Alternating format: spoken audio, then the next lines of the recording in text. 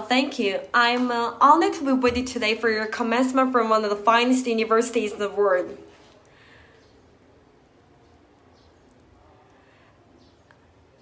Truth be told, I never graduated from the college.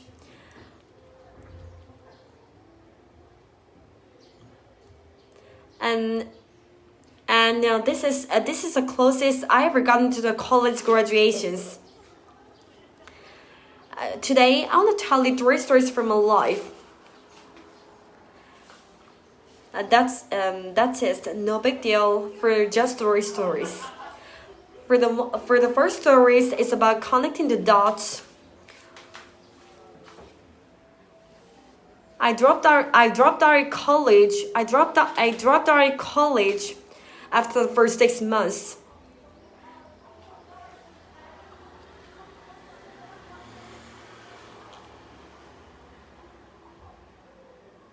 And then stayed around